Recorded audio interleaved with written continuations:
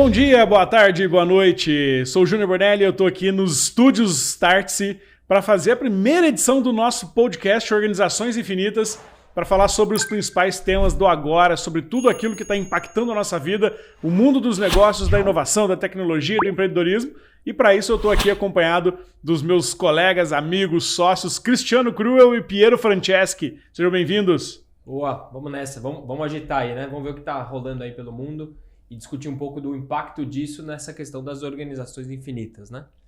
É isso, né, Cruel? É isso aí, legal o pessoal estar aqui com vocês, debater, trocar ideias, brigar aqui com meus colegas, a gente adora brigar entre nós, então vamos lá que assim a gente consegue aprender coisas diferentes. Toca lá, Júnior! Boa, vamos lá, pessoal. Então, olha só, acho que o primeiro tema que a gente trouxe aqui, falamos muito disso essa semana, os nossos alunos aqui nos cursos, enfim, foi sobre a Netflix, né? A Netflix que nas últimas semanas começou a dar sinais de que alguma coisa diferente está acontecendo no mercado e começou por ela, né? A gente viu ali, a Netflix começou a chegar no momento onde ela teve dificuldades para aumentar a sua base de usuários, começou a perder usuários, já anunciou que vai perder muito mais usuários no próximo semestre, e isso acendeu um radarzinho, a luz amarela começou a piscar ali no mercado, de que talvez não seja só na Netflix esse problema, seja o início de um processo de reconstrução, de revisão de tudo que a gente viu nos últimos 10 anos. Como é que vocês enxergam isso? Não, eu acho que tem duas temáticas. A primeira é o quanto as organizações ainda aguentam financiar negócios que... A pergunta é o seguinte, quanto vale uma empresa? Quanto vale um negócio? A resposta tradicional é o seguinte, um negócio vale o quanto ele consegue gerar de caixa, certo? O resultado que ele dá. Mas a pergunta é, quando? Resultado quando?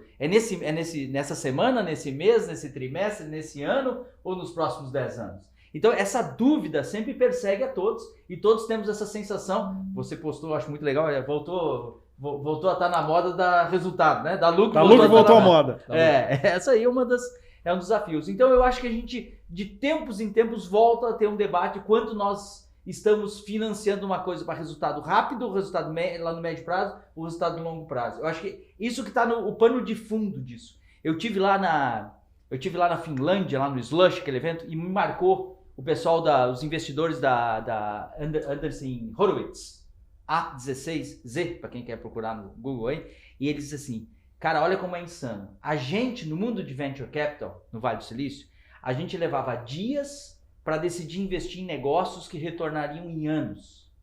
E hoje nós estamos sendo pressionados a decidir em dias negócios que vão dar retorno em décadas. Olha, então é um desafio enorme entender o que é resultado, como que é, mas eu acho que de tempos em tempos as bolhas murcham e eventualmente elas estouram.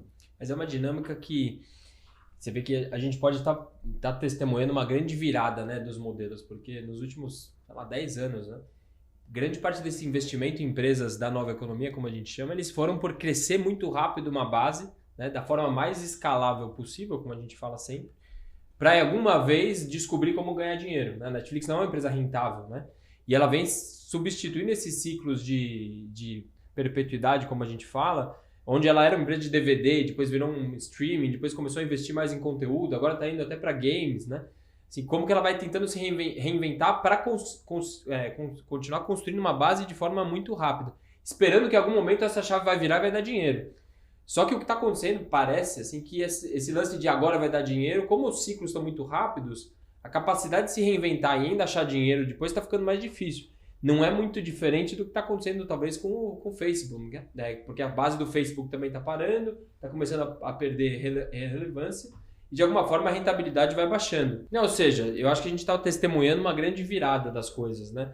Porque essa aposta grande de crescimento de base e alguma hora vai dar, que é aquele winner takes all, né? Assim, alguém vai chegar, vai dominar aquele mercado, e aí quando ele dominar vai conseguir achar dinheiro lá. Como os ciclos estão muito rápidos, está sendo interrompido de forma cada vez mais abrupta, né? Que são esses ciclos curtos. Então, eu acho que essa questão do Netflix é um grande paradigma novo que a gente está vendo, né? O quanto você consegue suportar queimar dinheiro, para algum momento achar dinheiro, né? Como a escassez do dinheiro está ficando cada vez maior, por causa de várias dessas questões macroeconômicas, essas apostas estão ficando mais arriscadas, porque o custo do dinheiro comparativamente está ficando difícil, né? Mas olha como é difícil isso. O Netflix deve ter gasto o ano passado 20 bilhões de dólares em conteúdo. 500 programas novos parece que eles colocaram no ar. Então o cara pode dizer o seguinte, eu quero dar lucro, eu quero mostrar para o mercado que tem lucro, eu reduzo de 20 para 5 meu investimento do conteúdo e eventualmente a queda de assinantes ela podia continuar, ter um pouco mais acelerado, mas o resultado poderia aparecer. Olha a sinuca de bico de gerir negócios que tem crescimento rápido, tem grande alcance. Ou a dúvida é, você consegue ter crescimento rápido e dar resultado ao mesmo tempo? Não é essa? Esse é um trade-off. Certo? Será que consegue isso só queimando capital de outro, dinheiro de investidor, ou queimando o seu próprio capital? Essa é uma dúvida. A Amazon já dizia isso. Quer investir no meu negócio? Pensa a longo prazo. Todas as cartas que o Jeff Bezos escreveu durante 20 anos, ele sempre repetia isso. Quer botar dinheiro no meu negócio? Não me cobra a curto prazo, me cobra a longo prazo. Mas chega uma hora, eventualmente, que o cansaço chega, né? E que a dúvida chega. Eu acho que o que a gente está vendo no Netflix é um fenômeno que vai começar a se repetir em outros lugares. Porque o Cruel fala muito bem disso, a gente fala muito disso aqui, fala disso nas Organizações Infinitas, sobre os sinais que começam a aparecer. Então a Netflix disse lá, perdemos 200 mil assinantes, é a primeira vez que isso acontece. No semestre que vem vamos perder 2,5. E os sinais estão todos ali no material que eles divulgaram. A gente vai deixar de fazer crescimento acelerado para focar em rentabilidade da base de usuários. Talvez a gente crie 2 nichos, talvez a gente tenha que botar propaganda, talvez a gente tenha que subir preço. Ou seja, estão encontrando maneiras de acabar com essa sangria de só trazer clientes, só trazer novos usuários, para fazer a rentabilidade do negócio, porque, como o Piero falou, o dinheiro lá fora ficou mais curto. Né? Tentar reposicionar um pouco a tese para os investidores. É o que a gente sempre vê, né? Quando essas empresas começam a anunciar uma queda de trimestre e depois falando, olha, vai ficar pior lá para frente, ele já está preparando o investidor e está tentando limpar um pouco a base de investidor. Né? Fala assim, fica aqui, quem acreditar que esse negócio é um negócio bom de longo prazo, a gente vai achar os caminhos, mas se você está querendo ser uma empresa, você está querendo investir numa empresa de crescimento muito acelerado, isso meio que parou, né? Que um pouco parecido com o que aconteceu com o Facebook, né? Quando o Mark Zuckerberg fala que tá difícil e vai ficar pior. Porque ele acaba limpando, caindo 20, 25, 30% o preço da ação, mas acaba limpando porque as pessoas que ficam lá ainda investindo são as que acreditam que aquilo lá tem um valor pelo tamanho da base, pela construção de que vai ser feito ao longo do tempo, mas aquele valor de crescer muito rápido, esse é um valor que vai diminuindo. Tanto que a gente olha, quando a gente compara as curvas de Netflix, Disney, todas as outras estão numa inflexão muito maior, porque a base é menor, tem um monte de tração acontecendo. Cedo ou tarde, essas bases todas vão ser grandes iguais, né? E a competição não vai ser mais por tamanho de base, vai ser por quem rentabiliza melhor, fideliza melhor, cria mais frequência de uso. Então, eu acho que tem uma transformação muito grande acontecendo, porque esse modelo que foi muito popularizado de assinatura, baratinha e tudo mais, não sei quantas assinaturas vocês têm, mas assim, a gente começa a ter uma vida por assinatura. Né? O problema é quando a gente nem lembra mais quantas assinaturas a gente tem. Nem lembra. E esse ponto é importante. A Netflix ela foi sozinha durante muito tempo nesse serviço de streaming, né? Meio precursora, né? E é isso. E aí começou a aparecer um monte de gente competindo, correndo atrás. A tecnologia lá de streaming deixou de ser um competitivo, um fator de decisão, porque ficou barato, ficou comum, todo mundo tem.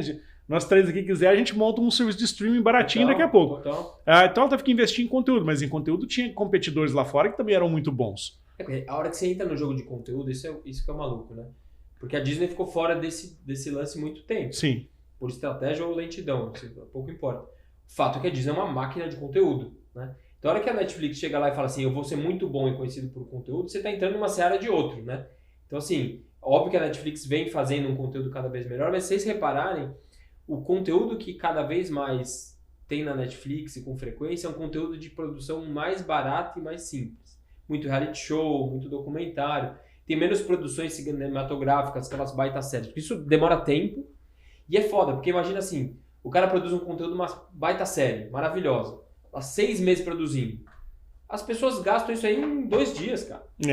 É 1 bilhão lá pra gastar aquele negócio, em 2 dias acabou. E aí as pessoas ficam ali, o que vem mais? O que vem mais? Então é um leão de boca aberta, né? Assim, como você abastece todo mundo de conteúdo o tempo todo pra manter a relevância, né? E o cara assina e desassina, né? Assina e desassina. E aí, então conteúdo é uma estratégia, acho que ninguém duvida, tem que ter conteúdo bom e tudo. Só que é caro, é lento e tudo mais. Agora vamos pensar junto.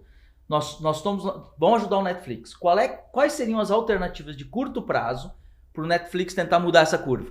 Vamos lá? O Júnior apontou umas aqui. Primeiro, vou botar propaganda junto, você escolhe um serviço com propaganda, sem propaganda, menos propaganda, mais propaganda. Ah lá, YouTube. Ah lá, YouTube. Interrupção, né? Tenta fazer, você quer pagar menos, quer pagar mais, quer pagar médio. Que outra coisa que ele tem, que eu ouvi aqui, eles caçando o compartilhador de senhas. A turma que tem, eu moro aqui, tem uns amigos eu vi que isso moram... também. Dos 220 milhões de assinantes, diz que tem mais 100 milhões que usam por compartilhamento de senha.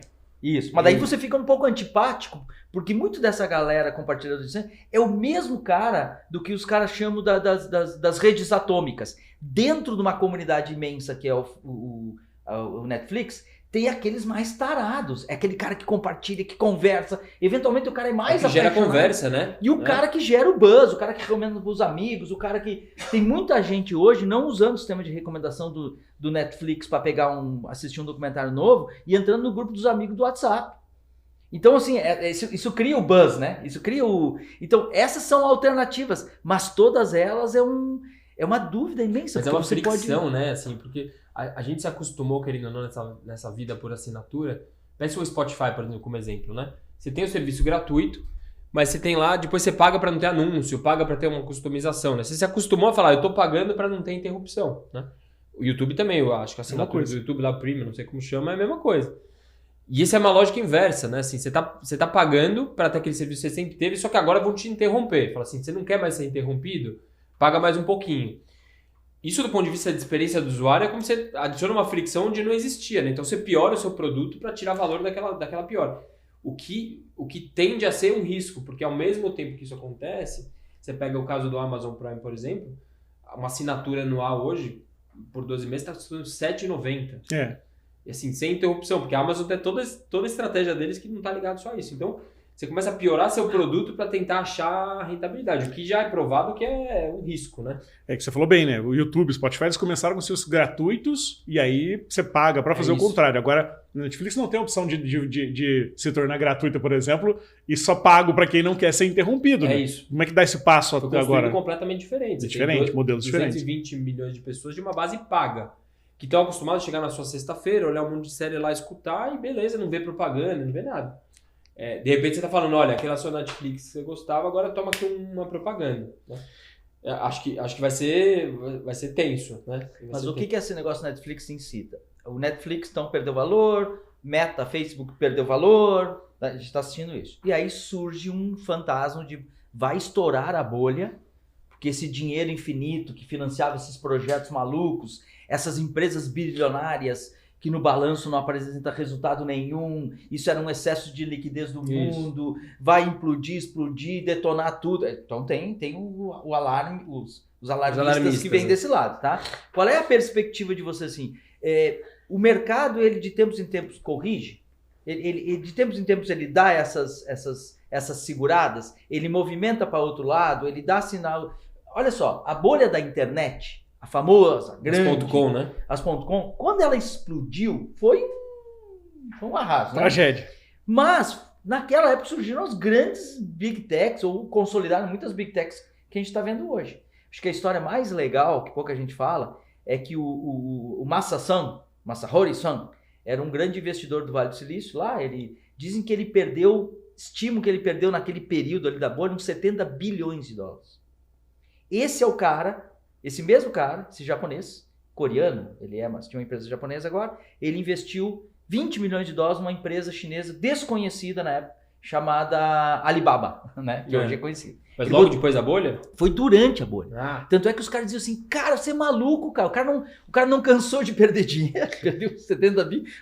Imagina, 20 milhões de dólares numa empresa chinesa que fazia páginas amarelas na China, que era um país sem PC e sem internet. Ou seja, fadado ao fracasso, entre aspas, né? Estão falando, cara, faz uns 20 e poucos anos, né?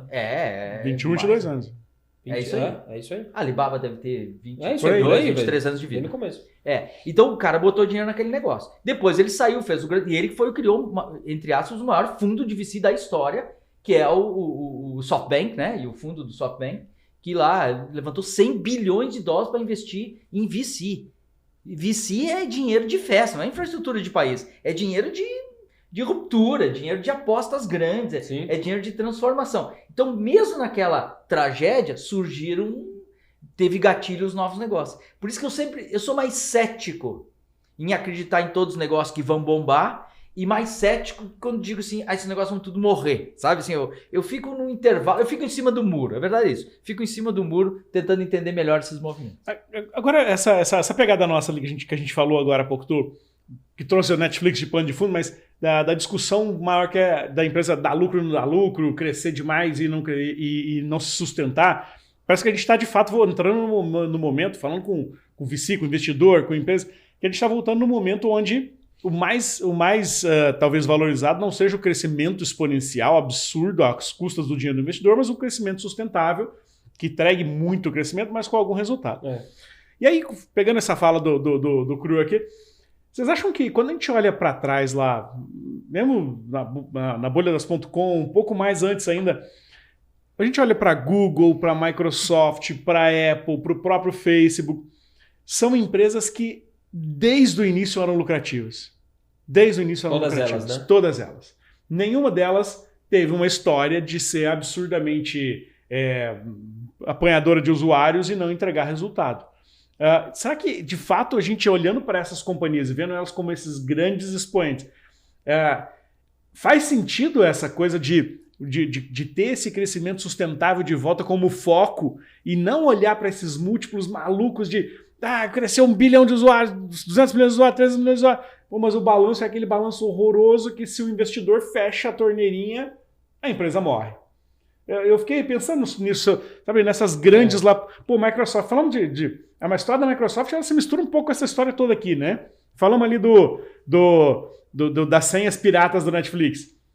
Para a Microsoft, o Windows pirata foi bom, mas foi ruim, né? Botou o Windows em 98% dos computadores no mundo inteiro, até depois parar de vender software e virar assinatura de software. Sim. Quando você vendia software era muito caro porque R$2.000 custava o Windows. Quando você assina o software custa R$19,90, R$29,90.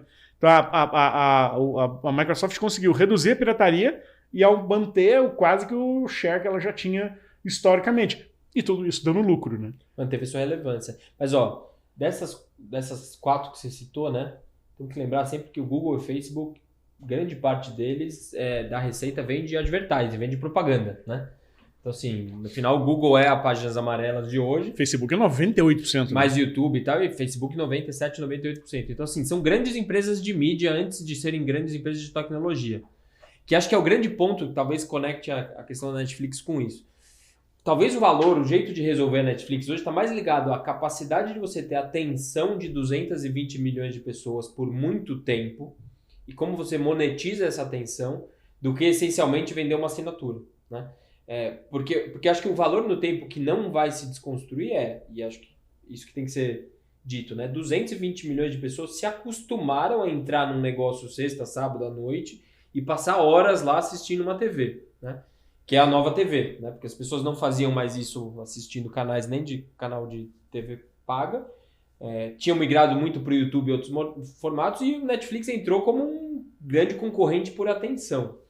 Então tem um valor no negócio que ele é muito forte, que é essa questão da frequência, atenção, meio que o quanto você pega do olhar das pessoas.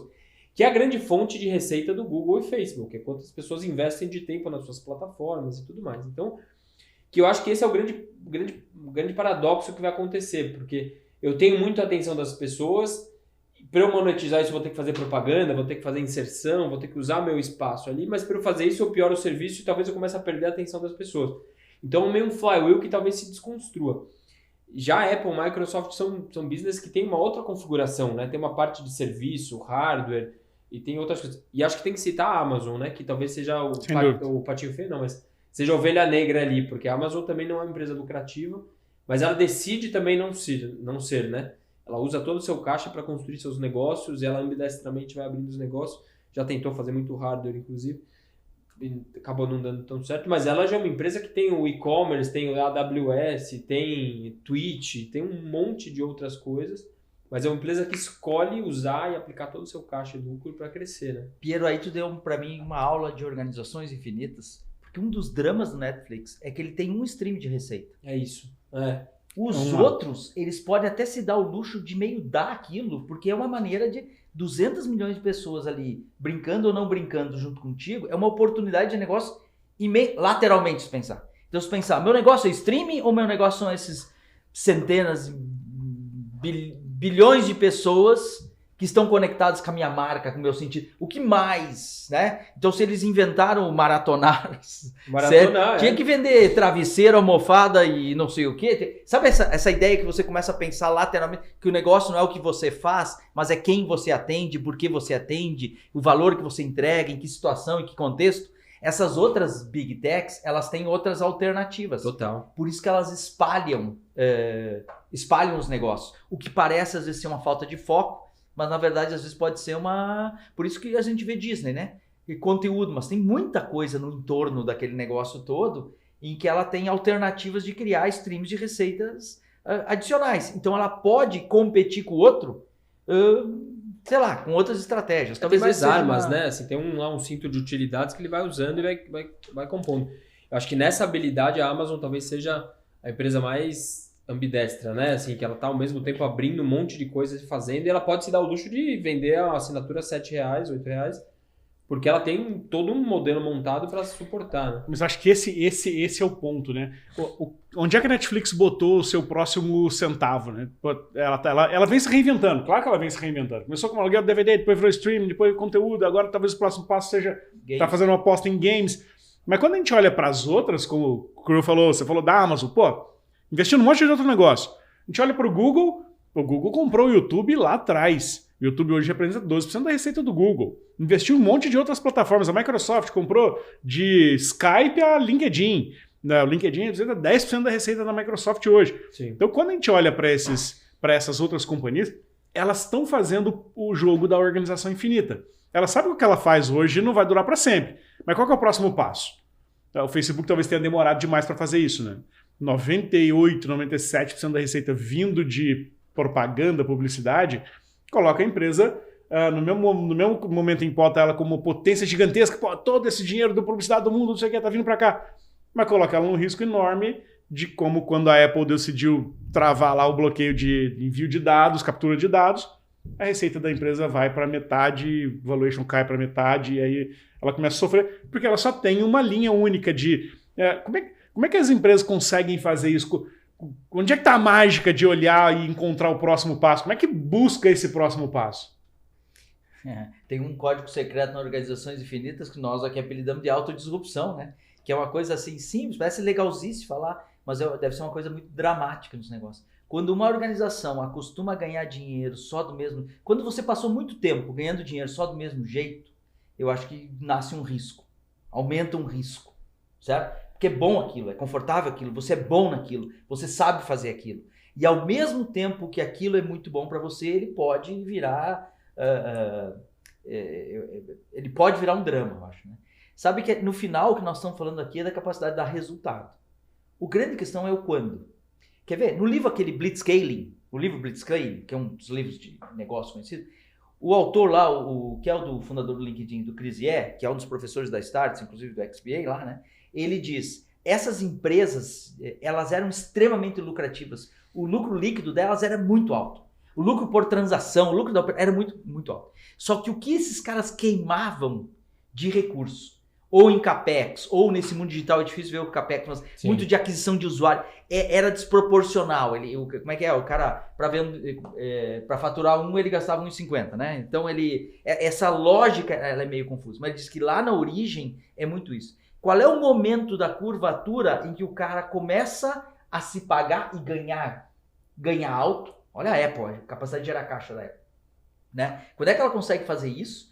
E quando é que ele tem que gastar mais, senão ele morre na próxima curva. Não é esse? É isso. E aí, se vocês olharem, quanto vale um negócio versus quanto que estão, uma empresa listada, quanto que estão pagando. Olha que coisa interessante. Porque o valor de uma ação é uma expectativa de um valor futuro, né? Assim, uma compra na baixa, vende na alta. Então, isso é sempre uma especulação.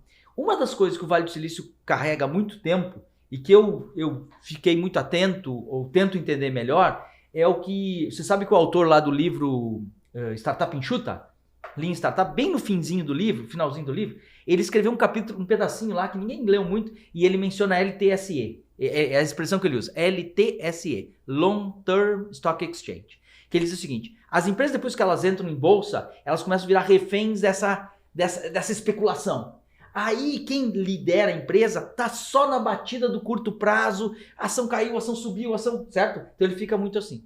E ali foi que ele vislumbrou uma nova bolsa, que acabou virando uma bolsa nos Estados Unidos chamada LTSE, que ela tende a criar uma nova governança de valor de longo prazo. Então, às vezes, quando a gente vê assim, quanto que o Facebook perdeu de dinheiro nessa confusão dos últimos meses, ele perdeu uma Petrobras. De 1,1 tri para 600 bi. 250 bi de dólares. Num dia só. Tipo uma Vale, uma Petro, um Itaú e uma Ambev. Num único dia. Num dia. Perdeu meio Brasil numa... tipo, perdeu... Você vê, isso é uma coisa sobre o quanto vale uma ação, quanto que está valendo, qual é o market cap dele no mercado, assim, quanto vale o seu negócio, versus em que momento a gente está analisando esse negócio. E isso é relevante. O Facebook valia 1,1 tri. E eu tô olhando aqui agora, ele vale 532 bi. Ei. Mas o resultado deste tri foi melhor do que do tri passado, quando ele valia 1,1 tri. Me explica isso agora, Piero! Mas ó, vamos pegar aquela outra discussão muito comum, né? Do Nubank, nem parece banco, né? Assim, banco tem que dar dinheiro, banco sempre deu rios de dinheiro. E tem uma discussão muito forte, né? De, o que adianta crescer assim se não dá dinheiro? Para mim, são todas frutos do mesmo fenômeno. Agora, para mim, a loucura da conversa do Nubank e essa questão do valor futuro o Nubank, ou esses bancos digitais, conseguiram uma coisa que é um feito. Primeiro, né? Fazer as pessoas gostarem de banco. A gente é da época que ninguém gosta de banco, né? Banco era problema, né? Não se gosta de banco. Assim, banco é feito para não ser gostado, né? Apesar de toda a intenção de atendimento e publicidade, assim, banco não foi feito pra gente gostar. Como é que tu dizia? Que é o banco, assim, nem parece banco. A campanha do Unibanco lá do ano 2000 é Unibanco, nem parece banco, né? Porque assim, não quero ser um banco. 15 anos depois o Nubank acertou. Então eu acho que tem um grande mérito. Agora, o lance é a hora que você tem 55 milhões de pessoas que estão treinadas para usar um aplicativo, para não esperar falar com ninguém, que compra coisa com clique. E são as pessoas que estão se bancarizando, e a pirâmide do Brasil ela vai fazer assim, né? Então são os consumidores dos próximos 15, 20, 30 anos. Querendo ou não, a gente aqui vai morrer logo, né? Cedo ou tarde, vai ficar com menos chance de usar um banco. Então assim, os clientes dos bancos antigos, eles estão indo na sua vida, e os dos bancos novos estão entrando. Então, a hora que a gente pensa que o Nubank não dá lucro hoje, mas ele criou afinidade por um banco, uma base de 55 milhões de pessoas que vão nos próximos 10, 15, 20 anos usar e crescer nas suas carreiras, ganhar mais dinheiro, contratar mais serviços, esse é o grande valor no tempo que se vê no Nubank, né? Que hoje talvez não seja igual ao Itaú, mas vamos falar assim, tem valores de negócio equivalente ao Itaú. Né? Isso. Então, acho que esse ponto, a questão do valor no tempo e a questão do dar lucro depende um pouco dessa questão do grupo ao longo do tempo, que é o sofrimento do Facebook. Porque o Facebook descobriu que as pessoas envelhecem, né? Então todo mundo estava no Orkut, depois foi para o Facebook, que depois vai para o Instagram. Agora essas pessoas não saem do Instagram, estão indo para o TikTok. Então assim, a cada 5, 10 anos tem uma quebra de cohort, como a gente chamaria de grupo, que as pessoas vão indo embora. E você não quer estar da sua avó, da sua mãe, da sua tia, você quer, as novas gerações querem estar na rede social nova. Então é um balde furado, né? E esse é o sofrimento do Facebook, de tentar quebrar essa lógica de um balde furado de rede social e entrar para essa questão do metaverso, enfim, que é um pouco de pegar todo o dinheiro de um lado e colocar no outro e falar assim, vamos porque estou em zona de morte, né? Ou eu vou, ou eu fico, né? Ou eu vou, ou eu fico. Agora, vocês acham que pegando o Nubank e Netflix e todas essas empresas que estão crescendo muito base de usuários, não sei o que, da receita, vocês acham que isso, o ponto para elas darem receita ou dar lucro, da receita dar lucro, é só uma questão de tempo? Elas só precisam de tempo para encontrar isso? Ou tem muitas delas que vão ficar pelo caminho porque nunca vão encontrar? Então se a gente pega aqui, talvez a diferença, a Tesla teve tempo, o Elon Musk teve tempo, conseguiu fazer, teve competência, mas ele chegou na beiradinha ali de quase não dá. Tem gente que brinca que o Elon Musk passou muito perto de ser o Ike Batista. De quase não conseguir, que faltou... Se não dá mais um ano, não conseguia, ia virar tudo promessa de PowerPoint. Será que falta tempo ou muitas delas vão ficar pelo caminho? Eu acho que eu sou de uma geração que ainda escutou assim, aquele lá tem dinheiro que não acaba mais. Já viu isso? Eu acho que não existe dinheiro que não acaba mais. Certo? Assim, eu acho que isso não existe mais. Então, para mim é meio esses ciclos curtos que nem o Pedro falou eu acho que eles são meio inevitáveis. Por isso que a gente tem que criar uma nova dinâmica de entender mercados, entender negócios, desenhar negócios, gerir negócios até. Eu acho que essa é uma realidade. É uma nova realidade. Então, para mim não tem dinheiro que não acabe mais, certo? Então, impérios assim, sem fim, eu acho que eles todos estão à mercê de uma nova dinâmica de negócio lá fora. E, assim, tá acontecendo, né? Só que a maioria das pessoas, quando a gente fala isso, quando a gente dialoga assim, as pessoas tendem a ver como, ou conversa meio inocente, assim, meio de futurista, blá, blá, blá, ou meio ameaçador, né? Você, cuidado com isso. Eu tenho uma crença real, cada vez mais real, profissional, que educação é a nova aposentadoria, ok? Onde é que conecta nessa história? O profissional e a organização que pararem de aprender, não adianta ele ter muito recurso, porque ele vai fazer merda. Então, assim, a consciência de uma organização que não para de aprender, não para de experimentar, é isso. Para mim, essas empresas que alongam a visão no tempo, elas sempre têm risco. E para mim, eu estou olhando o mercado hoje, eu vejo assim, tem dois tipos de negócios quando os caras falam de valor. Tem os negócios que eu chamo que são projetáveis. O que é projetável? É o que a gente falou. Quanto vale uma empresa? Pega os últimos 5 anos, bota mais 5 anos, perpetuidade, traz a valor presente. Então, tem os cálculos, múltiplos de resultado que você tem. Então, são negócios que eu poderia dizer assim, são projetáveis. Mas se o futuro tem muita incerteza, o projetável já entra em dúvida, né? Tem outros tipos de negócios que a gente aceita que não dá para projetar. Eles são, eu gosto de dizer que são inefáveis. Inefável é o que não dá para definir, não dá para ele é meio ele é meio tu não sabe o que é. Né? Pega um papel e anota aqui o dicionário do Cristiano Cru, que essa aí é nova. Anota isso. Nunca ouviu essa palavra. Não, mas é bonitinho. Olha que não é bonitinho. Negócios projetáveis e negócios inefáveis. Inefáveis é que eu não consigo definir bem. E alguns olham os negócios inefáveis e diz, cara, isso é maluco, mas isso pode ser um novo jogo. Isso é um novo banco. Esse é um novo relacionamento. Isso é um novo estilo. Vale o risco.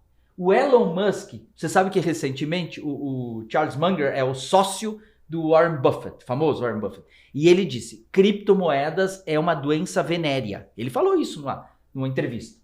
Aí o Elon Musk pulou no negócio, vamos chegar no inefável agora. E ele disse assim, poxa, eu respeito muito o Charles Munger, mas eu me lembro que um dia ele me chamou para almoçar e no almoço ele me provou que a Tesla não daria certo. Cara, ele provou, abriu um caderninho, fez as contas, Cara, provou. E o Elon Musk disse assim, eu saí de lá convencido que a Tesla nunca ia dar certo. Só que daí eu respondi para ele, mesmo assim, vale a pena tentar. Entendeu? Então existem hoje, nós que olhamos, e você está pensando aqui, onde é que você coloca seus recursos? Eu acho que todos nós deveríamos ter uma visão mais de portfólio. Existem negócios mais projetáveis, existem negócios mais inefáveis e para mim faz sentido distribuir um pouco. Negócios, distribuir formatos, distribuir investimentos, ter uma carteira nos projetáveis, uma carteirinha nos inefáveis. Eu acho que faz parte disso. Por quê? Porque a incerteza é maior. Isso aqui não pode ser conselho financeiro. Mas é difícil, né, Isso aqui não é conselho financeiro, mas é difícil. Não é uma dica de investimento. É cada vez mais difícil mesmo. É difícil porque, primeiro assim, pegando o teu gancho, certeza a gente precisa e vai acontecer novas Kodaks e Blockbusters, né? Se pensar, já faz 15, 20 anos e continuam sendo os grandes exemplos, né? Que foram pegos para uma primeira transição, uma primeira onda de quebra de choque de modelo. Quando a gente soma toda essa história de NFT, cripto, metaverso, todas essas maluquices estão por aí, a gente provavelmente está vendo mais um choque, né? Estrutural, né? Acho que a pandemia acelerou alguma coisa, mas acho que não tem a ver com pandemia. Tem a ver com todas essas tecnologias Web3 e tudo mais. A gente vai ter mais um novo choque. Como todo choque sísmico, vai ter gente que vai ficar pelo caminho. Talvez sejam essas conhecidas que a gente tem por aí, que a gente por muito tempo trabalhou como case. Lembrando que Kodak e Blockbuster, antes de derem errado, eram cases, né? Eram assim, grandes empresas.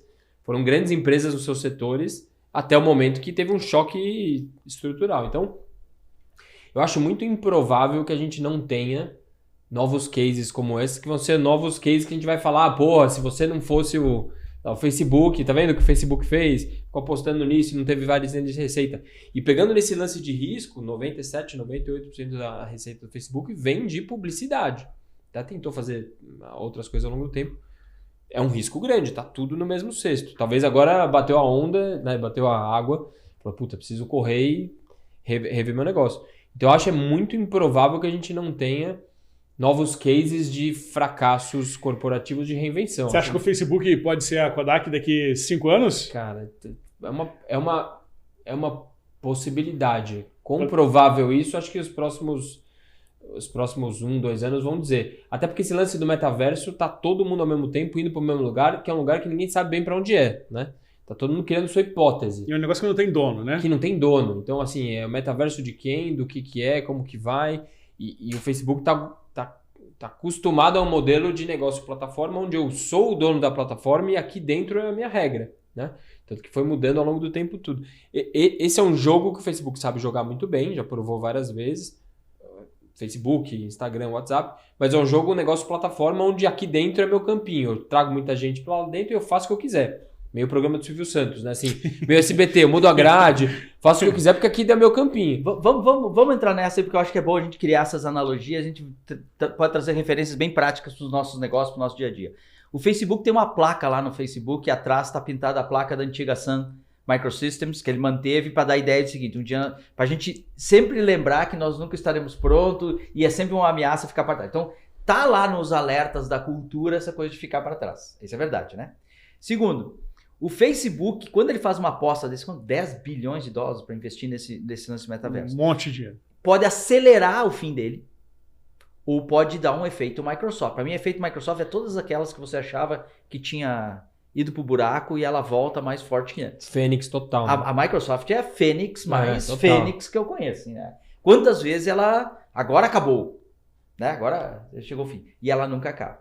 Então, eu acho que o Facebook, agora a Meta, ele fez um all-in muito pesado. Não sei quantos no mundo teriam coragem de pegar uma empresa que vale 1,1 tri e fazer movimentos assim. São 10 mil pessoas que estão envolvidas nisso. 10 mil pessoas.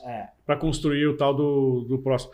E é legal olhar essa história, né? A gente tinha o Orkut voltou à moda agora, né? O Orkut que dá aula nos nossos cursos aqui, já teve várias vezes aqui com a gente na Start. Tá dizendo que o Orkut vai voltar. Mas só pegar a ideia do Orkut, primeira grande rede social de massa, 300 milhões de usuários, Brasil, foi super referência, não sei o quê. O Orkut morreu porque não foi capaz de se reinventar e dar o próximo passo. Aí apareceu o Facebook.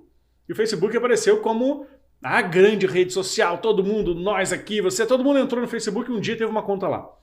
Só que aquele Facebook também ia acabar, ia ter o mesmo destino do Orkut. O próximo grande passo do Facebook, o próximo ciclo de sobrevivência, ciclo de perpetuidade, como a gente fala aqui nas organizações finitas, foi Instagram. Depois do Instagram, o Facebook não conseguiu dar o próximo passo. Ele não conseguiu pegar, por exemplo, e se reinventar como para competir com o Snapchat. Ele conseguiu. Ele foi lá e botou os stories, ele botou um monte de recursos, ele continuou sendo relevante. Mas com o TikTok não deu. E o TikTok foi quem provocou toda essa mudança. Então essa história dessas criação desses ciclos de reinvenção, a Microsoft foi mestre em fazer isso inúmeras vezes. Sim, total. A Apple foi mestre em fazer isso inúmeras vezes.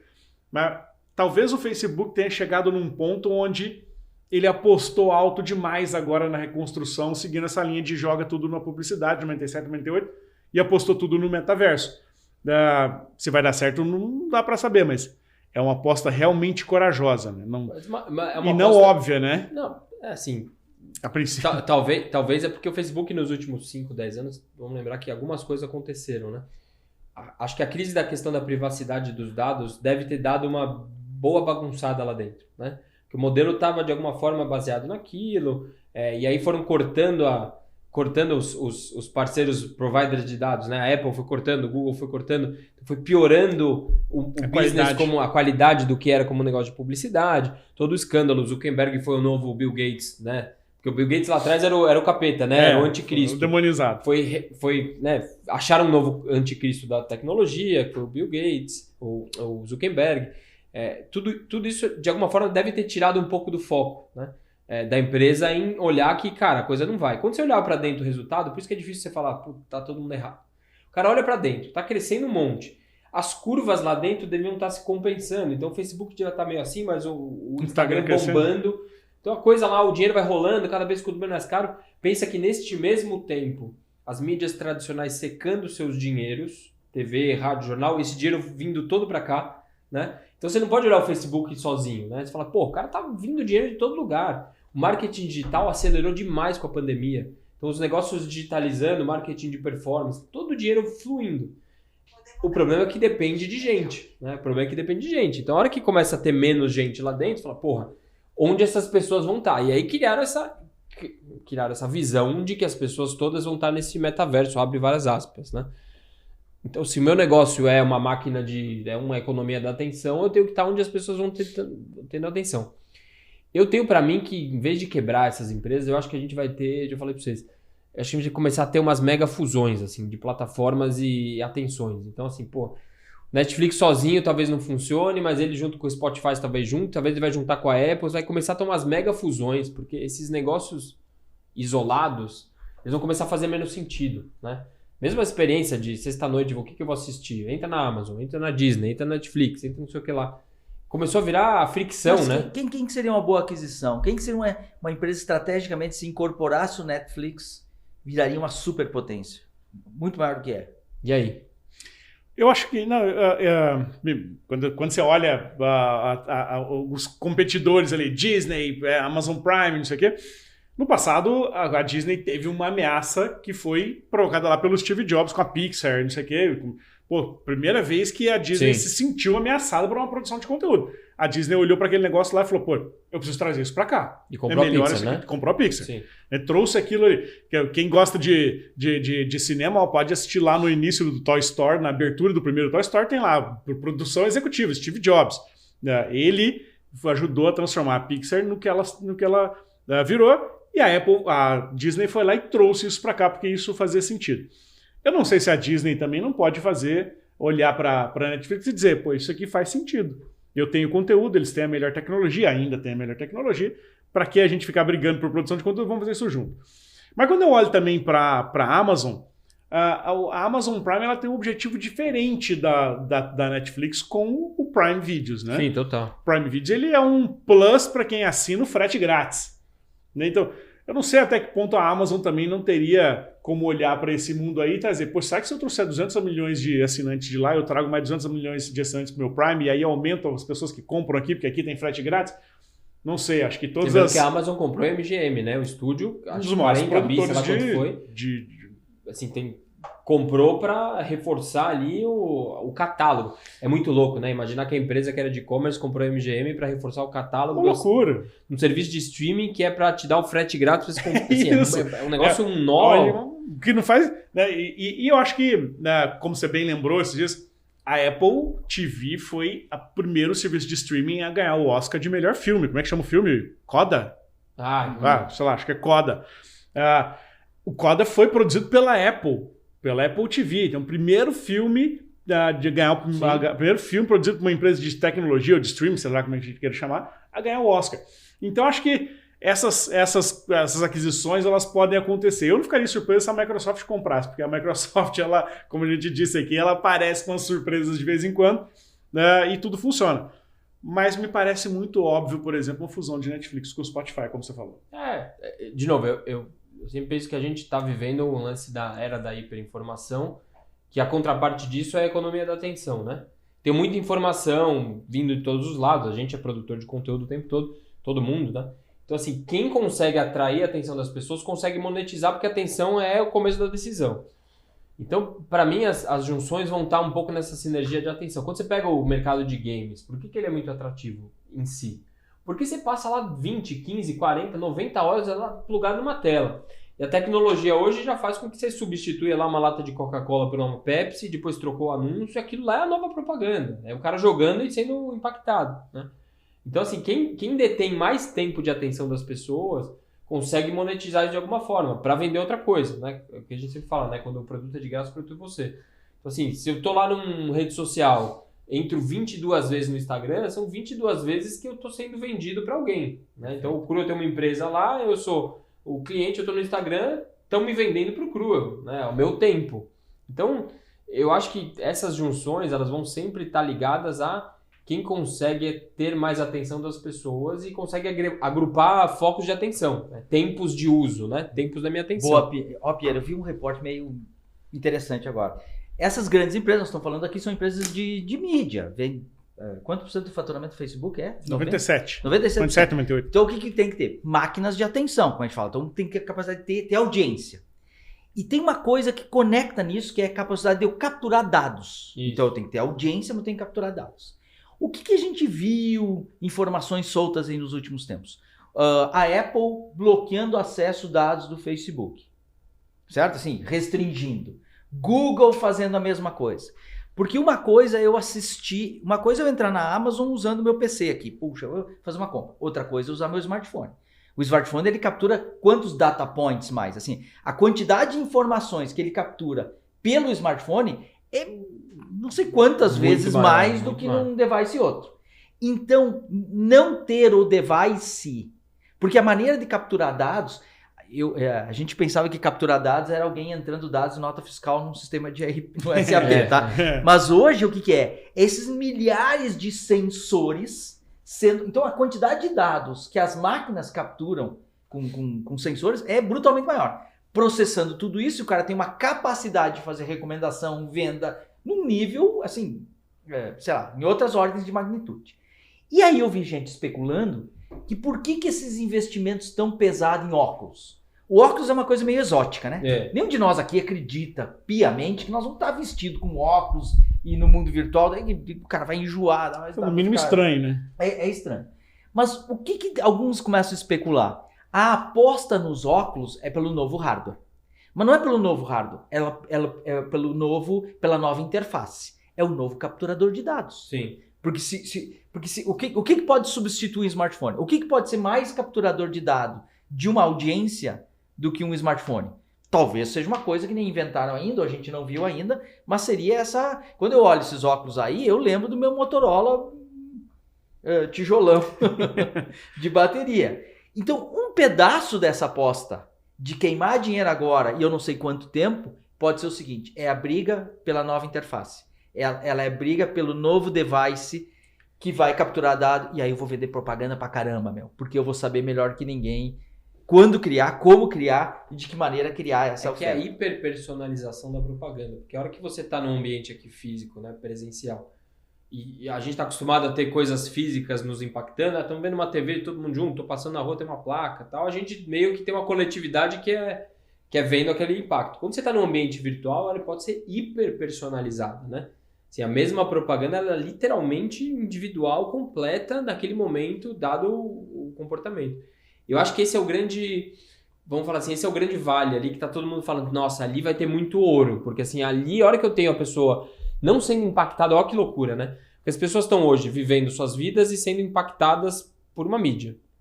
Lá você fala assim, sua vida vai estar lá, que é uma grande mídia, a gente vai viver dentro de uma mídia, olha que loucura, né? A gente vai estar vivendo numa mídia, nessa hipótese, né, do metaverso. Você fala, pô, para ir trabalhar eu entro lá, e lá é uma grande mídia, né? Então é um processo de transformação incrível, porque a gente vai estar vivendo numa grande cenário de propaganda, né? Que é um negócio meio cataclísmico, assim, né? E a gente tem um óculos aqui, que a gente usa aqui na Startse, os alunos usam, enfim. A gente olha para... Assim, você vive experiências ali dentro daquele negócio que são realmente... lá no Vale do Silício, agora há pouco, eu experimentei um óculos, um aplicativo no óculos onde você consegue criar avatares de pessoas que você gosta, mas que já faleceram.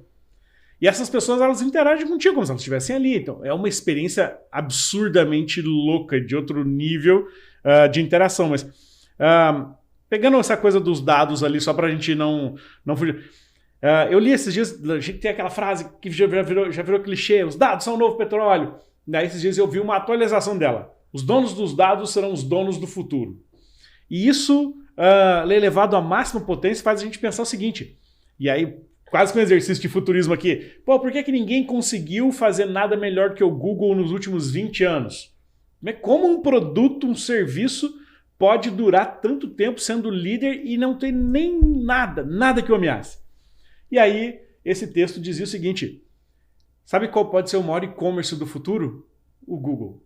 Porque você pesquisa tudo lá, sabe tudo que você faz, rastreia tudo que você usa o navegador, o Google, sabe tudo. Então, ao invés de pesquisar no Google, geladeira, marca tal, você só escreve, quero uma geladeira. E ele vai te comprar a geladeira, te entregar a geladeira, essa experiência inteira, né? Uhum. porque ele já sabe os teu perfil, teu gosto, os dados, as informações.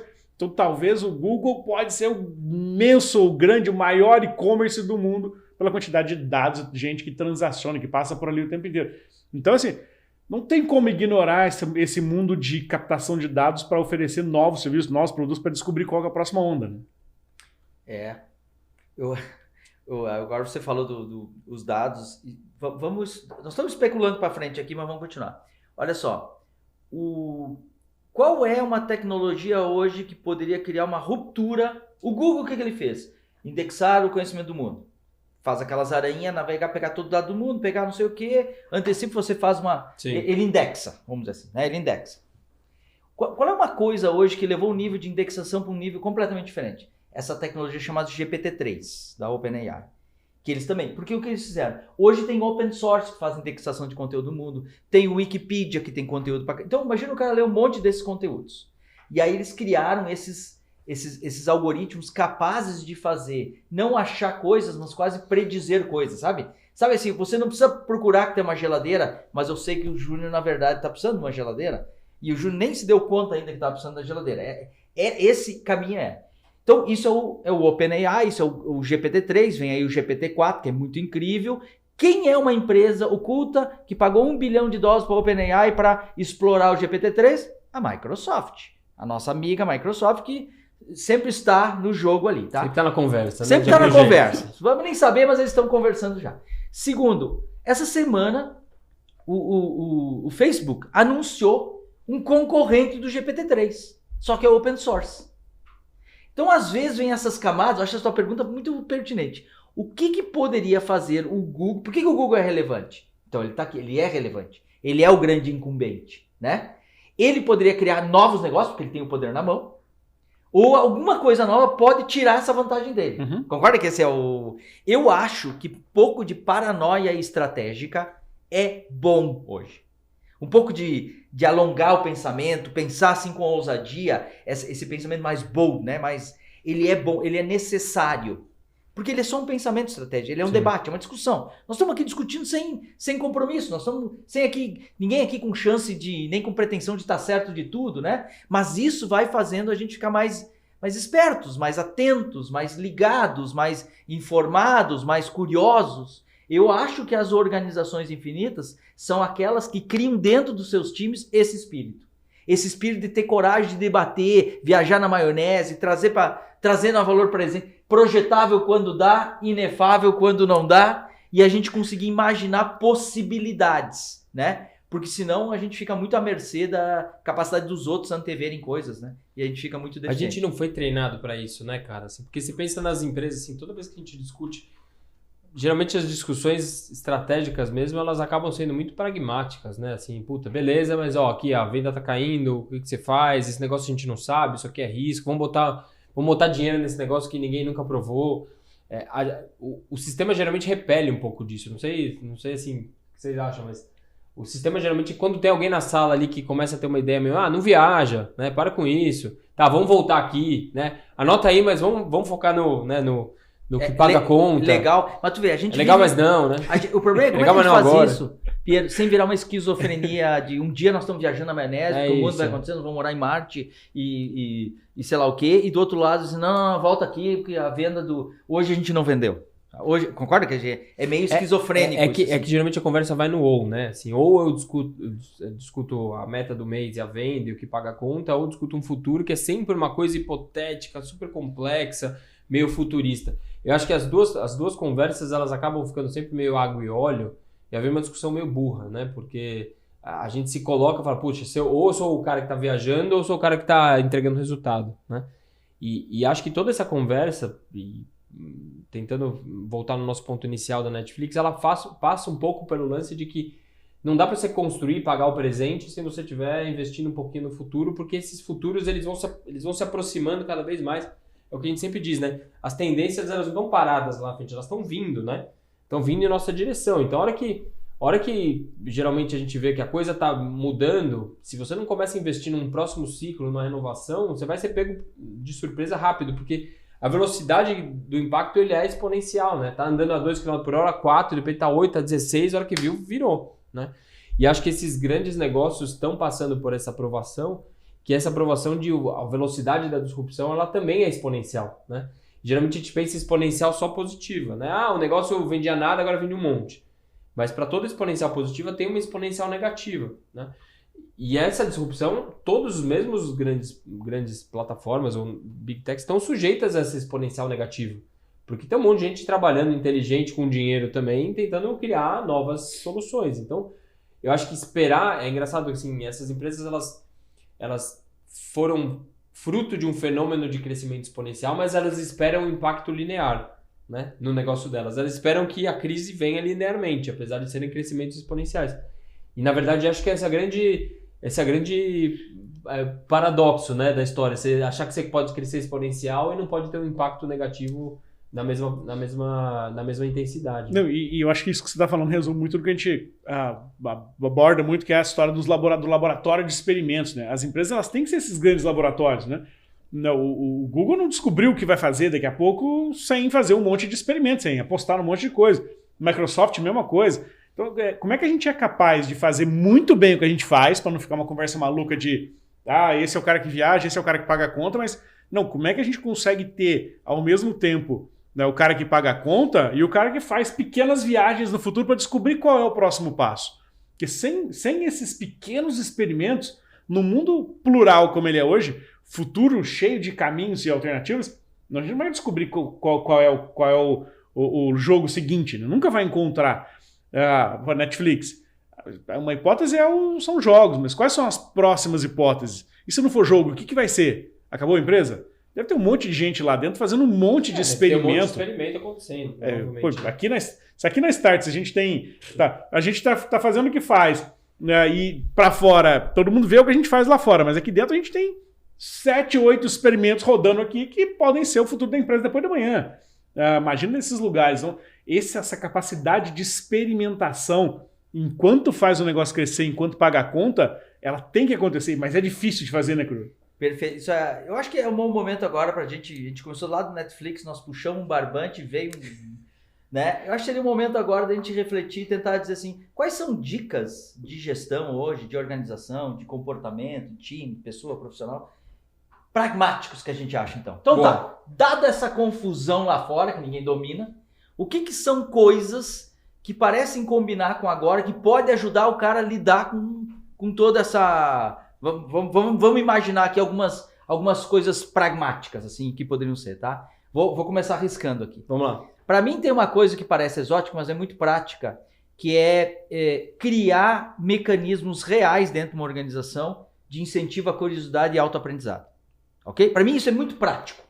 A gente vem de um ambiente organizacional que a gente dizia o seguinte: não, você tem que estudar isso, você tem que aprender a lei nova, você tem que aprender contabilidade, tem que aprender isso, não sei o quê, né? Eu acho que não. Eu acho que agora uma ação muito prática é a gente criar programas de desenvolvimento dentro das empresas que você utiliza muito da curiosidade. Você incita, por isso que aqui na Startse nós gostamos de provocar, né? Novos começos, tá? Então você incita, mas você dá liberdade para que as pessoas da empresa façam opções e escolhas do que elas querem aprender. O cara quer entender de metaverso? Que tesão, cara. A melhor coisa é você ir navegar e tentar aprender uma coisa que te provoca, te cria curiosidade. O calor pega por dentro. Então, uma das coisas para mim bem práticas é criar um programa de autodesenvolvimento interno, em que você cria todas as tags que movimentam tecnologia, mercado, gestão, seu cliente e tudo mais, e criar programas internos em que as pessoas dentro da empresa escolham temas de interesse para sair daquela droga da gente tinha que estudar como criança, tu tinha que estudar tudo que mandava você estudar e não aquilo que você tinha vontade de aprender, certo? Então você faz isso e cria um programa, mas põe disciplina, não para ser oba-oba, cria disciplina. Qual é a disciplina? Você tem o direito, você tem até a obrigação, né? Mas você escolhe o que você quer. E quando você fizer isso, você recompila e você tem que criar uma saída. Uma saída é uma aula para um outro, é um teste, um experimento, um MVP. Você tem que ter uma saída, você tem que produzir. Sabe quando você lê um livro e você escreve um post? Você produziu, né? Quando você lê o livro e você não contou para alguém, você não disse, isso é pobre. Então, para uma coisa bem prática e bem do início reimagine os processos de autoaprendizado dentro da empresa. Essa é a minha dica 1. Boa. E aí? Eu acho que o Cru falou bem, aprender o tempo todo, reimaginar as coisas. Eu acho que o segundo ponto para tangibilizar isso é tentar ler esses sinais. Buscar lá fora a informação, buscar lá fora essa tendência que você falou, esse insight, que ele vem como um cometa, um meteoro, né? Que muitos deles vão passar do lado, algum vai te acertar em cheio.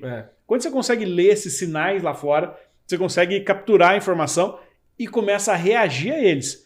Tá? Ah, mas onde é que eu acho esses sinais? O que é isso? Vamos pegar lá de novo, só como exemplo Netflix. Disse que lá fora, mês que vem, vai cair mais usuário. Um dos maiores investidores realizou prejuízo porque sabe que lá na frente vem coisa pior. Ou seja, as coisas estão acontecendo, os sinais estão vindo. As startups que mais captaram dinheiro no Brasil nos últimos 12 meses foram as que mais demitiram nos últimos 12 dias. Sim. Os sinais estão aí. Então como é que a gente consegue ler esses sinais, traduzir, interpretar isso e executar dentro da companhia, dentro do nosso negócio, coisas que nos protejam, que nos fortaleçam, que nos façam buscar alternativas para hoje. Então, esse laboratório de sinais, buscar enxergar tudo que aparece nesse radar é uma das coisas que a gente tem que fazer o tempo todo. Vou pegar a carona, então, que eu acho que o lance de... Acho que estão conectados, né? Por óbvio, ao mesmo tema. Eu acho que quando a gente fala de capturar os sinais, experimentos, a gente geralmente é o que a gente faz com isso, né? Que é o que eu sempre falo, um pouco de respeitar as dúvidas mais do que as certezas, né? Então a gente geralmente pega os sinais e fala, mas tudo bem, isso é aquele negócio, isso não tem nada a ver comigo, isso é outro mercado, ou aqui é diferente, eu entendo melhor. A gente geralmente meio cria camadas de descrédito para as coisas que a gente não conhece, né? Então eu acho que o lance de capturar os sinais, e acho que essa cultura, principalmente quem está liderando uma empresa, tem que ser muito, muito respeitoso com as dúvidas, né? Mas será que esse negócio vai funcionar mesmo? Será que vai continuar funcionando? Será que daqui a um ano não vai mudar? Será que isso aqui não me derruba? Será que eu estou realmente abrindo, fazendo experimentos suficientes? Geralmente a gente não gosta de estar nesse território da dúvida, né? A gente gosta de operar no território da certeza, a gente gosta de planilhar, de organizar, de estruturar, de planejar, de processualizar. A gente não opera muito bem nesse território da incerteza. Então eu acho que tem um comportamento mental importante, que é esse comportamento de respeitar as dúvidas, escutar as dúvidas, para estar aberto para os sinais, respeitar essas dúvidas e transformar em experimentos, que acho que aí de alguma forma a coisa fecha, né? Tangibiliza, né? Mas isso não está em todo mundo, né? Isso começa lá em cima na liderança, porque geralmente as empresas morrem por cima, né? Então elas morrem porque alguém lá em cima está querendo, enfim, fingir que não está vendo, ou está querendo ganhar tempo, porque os incentivos muitas vezes também não são os mais alinhados possíveis. Dificilmente algum executivo num alto cargo levanta a mão e fala, isso aqui vai dar errado e a gente vai ter que mudar tudo e bota o seu emprego em risco, né? Geralmente tem os incentivos diferentes, assim. Então acho que o grande ponto é usar esses sinais como fonte de dúvida, discutir isso, debater abertamente e transformar num portfólio de experimentos, de aprendizado, enfim, para a empresa poder se reinventar constantemente. Que eu acho que é o caso um pouco do Netflix, que provavelmente está dentro dessa jornada, mas o que a gente está capturando agora, olhando de fora, é que a coisa tá num momento de provação, né? E pode ser que seja surpresa só para nós, né? Pode ser que eles já estavam prevendo isso há muito tempo e já estão tomando as ações. Quem lá. Somos nós para dizer, né? Pode ser que é surpresa só para nós. Eu acho que esse E quer ver? Vou deixar a especulação aqui. O Elon Musk acabou de comprar o Twitter. O Twitter faz tempo que tá aí, é legal, muita gente curte, não curte, não sei o quê, mas nunca se provou como um grande business, negócio, ou não sei o quê. Eu conheci nas andanças Chris Sacca, é um dos investidores do Vale do Silício, que foi um dos caras que investiu no Twitter e mesmo investindo, ele brigava muito com o Twitter, que o Twitter tinha perdido várias vezes a chance de se tornar uma grande coisa, né, na visão dele lá, tá? E embora ele também assumisse que é muito difícil de saber um negócio quando ele é inefável, sim. Que ele disse assim, que apresentaram para ele investir no Snapchat e depois Snap, né? E ele disse, caramba, aquele negócio era muito complicado, não investir naquilo. Ou seja, mesmo os caras que já deram muitas dentro, os caras também perderam alguns bons, né? Perderam, ninguém acerta todos e tal. Mas uma das especulações agora que essa conversa faz é o seguinte, o que pode acontecer com uma empresa que nem o Twitter? E por que eu acho que o Júnior falou é legal? A gente observando, mesmo à distância, e com informação e conhecimento, e vendo isso, tu começa a sacar um monte de... Tu começa a entender tendências, tu começa a entender comportamentos, tu começa a entender microações que essas grandes fazem, porque ficam muito populares, assim, as informações vazam, né? Então você começa a trazer várias inspirações para o seu próprio negócio. Porque o cara diz, não, mas o meu negócio não é digital, meu negócio não tem é nada a ver com isso, né? não tem nada a ver com isso. Cara, tem cada vez mais. Tu tem uma chance muito grande de sacar movimentos por causa desse tipo de coisa. Não tem negócio hoje, para mim não existe negócio, pode escolher qualquer um, que não faça parte de uma rede, ok? Não tem negócio que não tenha comunidade. Cara, mas eu tenho uma pizzaria aqui no bairro. Então é mais grave ainda. Ela é mais high touch ainda. Ela flui muito mais. O nível de fofoca é imenso. O boca a boca é brutal. Entendeu? Assim, ó, todos nós vivemos em redes. O que o mundo está fazendo e os metaversos vamos salientar, e o Web3, é levar esse senso de comunidade, de rede, num nível muito maior. Muito maior. Então, quando a gente ouve essas histórias, quando a gente se aproxima, quer entender, quer debater, se você trouxer o experimento e conseguir fazer analogia na sua rede, você vai encontrar os mesmos comportamentos, entendeu? Você está ficando obsoleto, você tem que mudar o modelo, eu deveria só vender a pizza, eu deveria fazer o curso de como fazer pizza, eu deveria fazer um conteúdo no YouTube de como fazer pizza, ou eu deveria só vender a pizza? Né? Eu deveria, na verdade, fazer uma marca boa da minha pizzaria e fazer uma franquia para o Brasil inteiro, ou ficar na minha pizzaria e ser a melhor do negócio? A minha pizza... Entender isso? Sua pizzaria ou sua escola? Sua pizzaria ou sua escola. Vender pizza ou curso de pizza? O conteúdo sobre pizza, mas olha só a metáfora, né, da rede. A rede é foda, porque a rede vibra, né? Então, quando tá tudo ligado, um ponto aqui, ele vibra a rede inteira, né? Então, assim... Fala assim, pô, o Netflix não tem nada a ver com o meu negócio. Tem, cara. Porque a nossa experiência como consumidor no Netflix, aquele modelo de negócio, a gente quando consome o Netflix, a gente reprograma toda a nossa experiência em relação a todas as outras coisas da nossa vida.